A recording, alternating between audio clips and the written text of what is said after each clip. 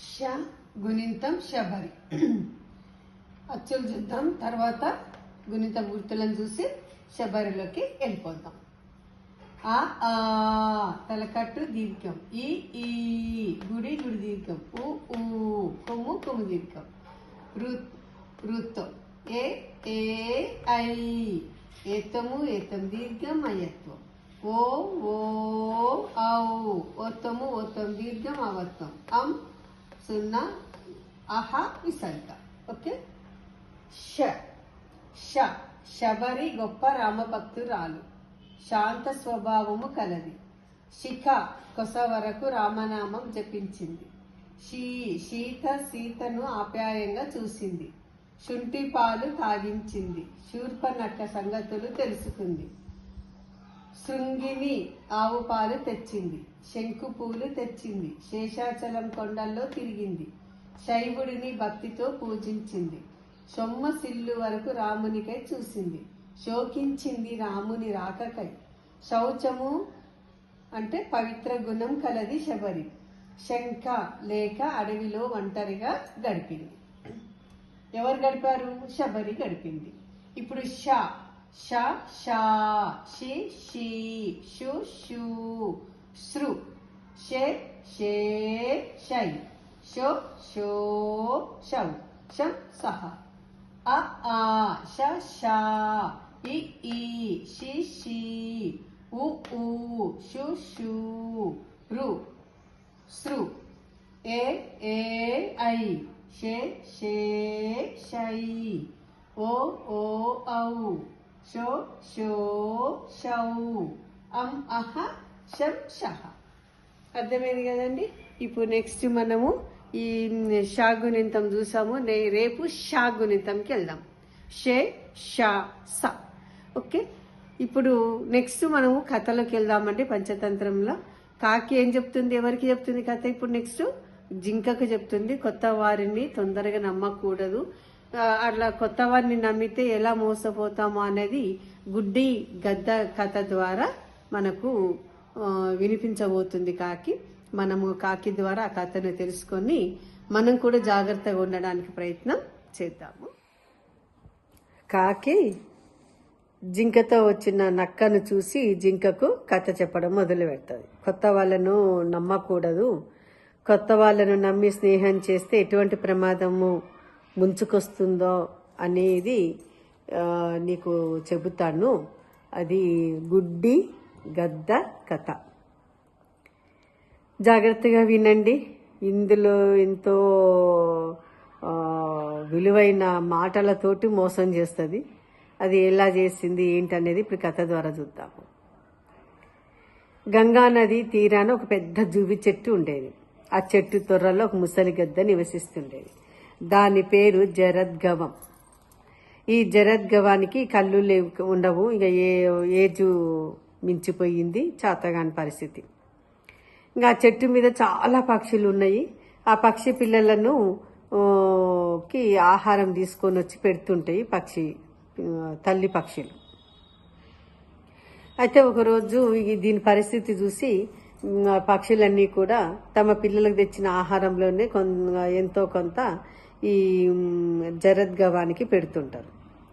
పెట్టి ఒకరోజు ఏమంటాయంటే, మేము ఉదయాన్నే వెళ్తాము, మళ్ళీ సాయంకాలం తిరిగి వస్తాము, ఆహారం వేటలో మాకు ఆలస్యం అవుతుంటుంది, కాబట్టి నీకు కళ్ళు కనిపించని పరిస్థితి, నీకు చేతగానే పరిస్థితి ఏవి బయటికి కనబడనీయకు, గంభీరంగా ఉండు, జాగ్రత్తగా మా పిల్లలకి కాపలాగా ఉండు అని చెప్పి పక్షులన్నీ దానికి జాగ్రత్తగా ఉండమని చెప్తాయి. అప్పుడు ఆ జరద్గవం కూడా దానికి ఒప్పుకుంటుంది సంతోషంగా. ఇంకా కొనసాగుతున్నాయి రోజులు ఇట్లా. ఒకరోజు సడన్గా ఒక పిల్లి ఆ చెట్టు దగ్గరికి రావడం అనేది జరుగుతుంది. ఆ పిల్లికి ఆ చెట్టు మీద ఉన్న పక్షుల యొక్క సవ్వడి వినిపించగానే ఇక దానికి నోరు ఊరుతుంది. ఇక మెల్లగా ఇక చెట్టు పైకి ఎక్కుతుంటుంది. ఇక నాలుకతోటి పెదాన్ని తడుపుకుంటూ ఆహా లేత మాంసాన్ని తినొచ్చు అనుకుంటా కలలుగా అనుకుంటూ పైకి ఎక్కుతుంది. ఎక్కుతుంటే పక్షి పిల్లలు గమనించి గట్టిగా అయ్యో అమ్మో ఏవో వస్తున్నాయి, మనల్ని తినేస్తాయేమో, మన ప్రాణానికి ఏమవుతుందేమో అని భయపడుతుంటాయి. అప్పుడు ఈ గద్ద వింటది అరుపులు, ఏదో ప్రమాదం ముంచుకొస్తుంది అని వెంటనే ఇంకా గద్ద ఇక ఎవరక్కడ అని గట్టిగా అరుస్తుంది. అప్పటికే దగ్గరికి వచ్చేస్తుంది, గద్ద దగ్గరికి సమీపంలోనే ఉంటుంది పిల్లి. ఆ పిల్లి పేరేంటిది? దీర్ఘకర్ణం. ఈ దీర్ఘకర్ణము ఈ దగ్గర నిలబడి, అయ్యో నేను పొరపాటున వచ్చేసాను, దీన్ని చూసుకోలేదు, ఇది ఇప్పుడు నన్ను పొడిస్తే నేను ఏమైపోతాను అని వెనకకి స్టెప్ వేయబోతుంది, వెనకడిగే వేయబోతుంది. కాళ్ళు జారినట్టు అవుతుంది, నిలదొక్కుంటుంది.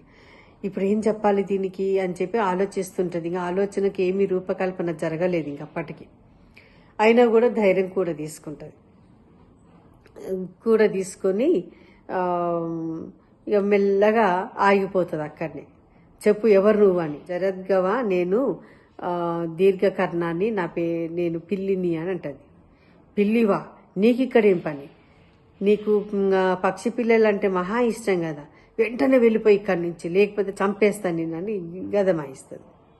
అది కదలేదు కానీ గదమాయిస్తుంది. ఈ దీర్ఘకర్ణం ఏం చేస్తుందంటే, ఈ పిల్లి అనే దీర్ఘకర్ణము, లేదు నేను మిమ్మల్ని చూద్దామని వచ్చాను, మీతో పనిపడి వచ్చాను అంటది. ఏం పని? నాతో ఏం పని నీకు అని చెప్పి గట్టిగా అడుగుతుంది. లేదు, నేను అడవిలో అంతా మీ గురించి విన్నాను, మీరు చాలా ధర్మాత్మలని, చాలా పురాణాలు మీకు తెలుసని, మీరు కాబట్టి మీతోటి స్నేహం చేస్తే నాకు కూడా అంతో ఇంతో నీతి, ధర్మము, ఈ విష్ణు అదే పురాణాలు నాకు వంటబడతాయన్న ఆశతో మీ దగ్గరికి వచ్చాను అని చెప్తుంది. అప్పటికే గద్దగా పొంగిపోతుంది, ఓహో నా గురించి ఇంత గొప్పగా విన్నదా అని. సరే చెప్పు, నీకు ఇప్పుడు ఇంకేం కావాలి అని. ఏం లేదు, నీతో స్నేహమే కావాలంటే. నిన్ను ఎలా నమ్మేది?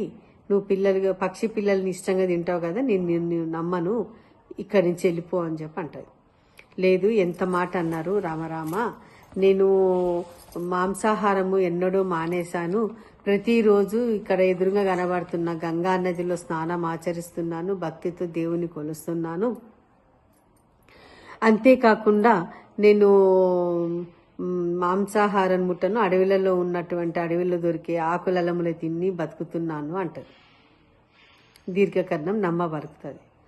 అయితే దానికి ఆధారం ఏంటి? నేను ఎలా నమ్ముతాను నువ్వు కాబట్టి నిన్ను మాత్రం ఏమాత్రం నమ్మను అని చెప్పి అంటది. రామ, మీరు నమ్మకపోతే ఇంకెవరు నమ్ముతారు? మీరు ధర్మాత్ములని విన్నాను, మీరు ధర్మాత్ములైన మీరే వినకపోతే ఇంకా నా పరిస్థితి ఏంటి? ఎంత మాట అన్నారు?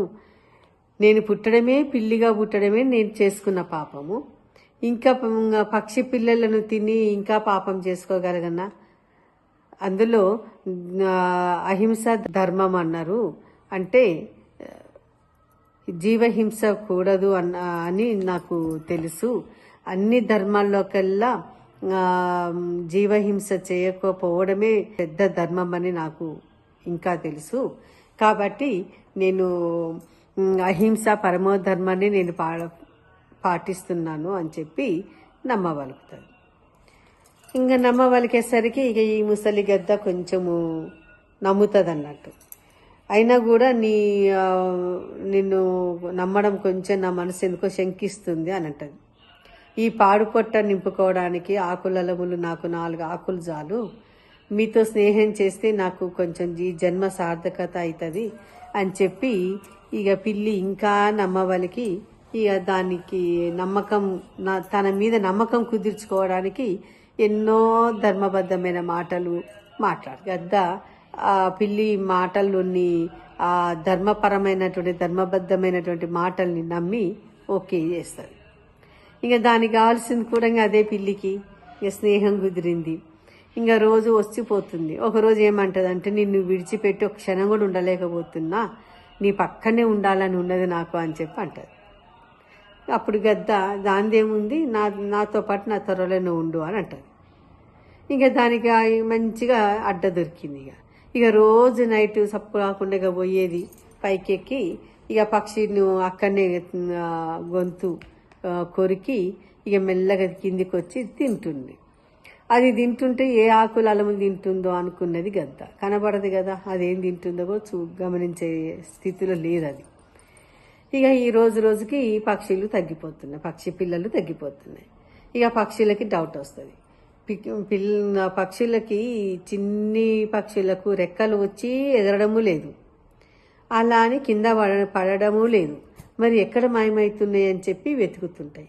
అప్పుడు ఈ దీర్ఘకర్ణం గమనిస్తుంది, ఇక్కడ ఉండడము క్షేమకరం కాదు, ఇక్కడి నుంచి మెల్లగా తప్పుకోవాలని చెప్పి అది మెల్లగా పారిపోతుంది అక్కడి నుంచి.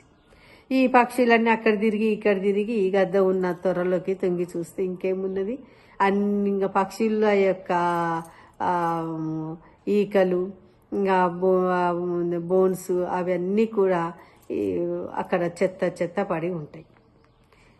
నిన్ను నమ్మి మా పిల్లలు నీకు అప్పచెప్తే నువ్వే మా పిల్లల్ని తినేస్తున్నావా అని చెప్పి అవన్నీ కూడా ఆలోచించకుండా ఆ ముసలి గద్దను పొడిచి చంపేస్తాయి. ఇంకా చనిపోతుంది ముసలి గద్ద. ఇంతవరకు కాకి కథ చెప్పింది జింకకు. దీర్ఘకర్ణం అనే పిల్లిని నమ్మినందుకు గద్దకు ఏ గతి పట్టిందో నువ్వు గుర్తు పెట్టినవా, చూస్తున్నావా, నీకు అర్థమైందా, కాబట్టి నువ్వు నమ్మకు అని చెప్పి అంటది. అప్పుడు నక్క అంటది, చాలు ఇలా వింటూ పోతే ఎన్నైనా నీతి కథలు ఎన్నైనా ఎవరైనా చెప్పొచ్చు, నేను కూడా మస్తు చెప్తా.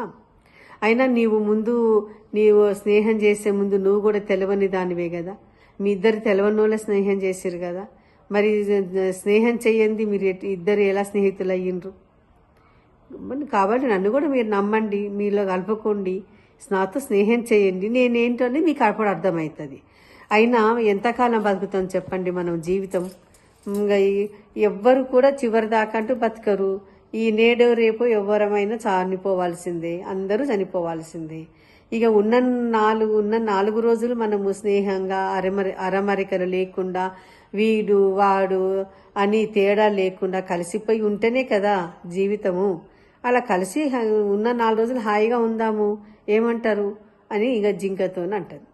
జింక ఆగాగు, ఇంక నువ్వేం బాధపడకు, అదేదో చెప్పిందిలే, ఏదో జరిగిన కథ చెప్పింది, నిన్ను అవమానించడాన్ని కాదు, నేను నీకు కాకి తరపున నేను నీకు క్షమాపణ చెప్తున్నా అని చెప్పి అంటది. ఇంకా అలా కలిసిపోతాయి ముగ్గురు, హాయిగా కాలం గడుపుతుంటారు.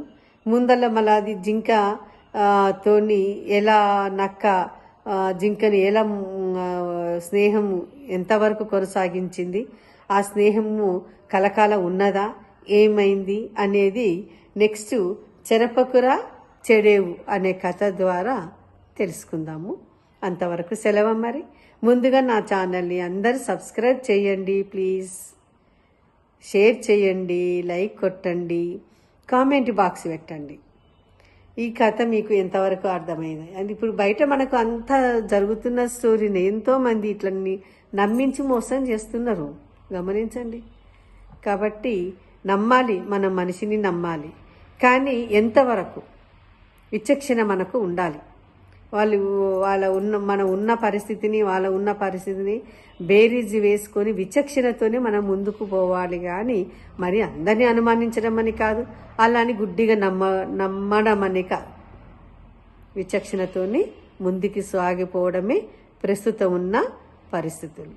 ఓకే, అందరికి సెలవు. మరి నెక్స్ట్ కథతో కలుసుకుందాం.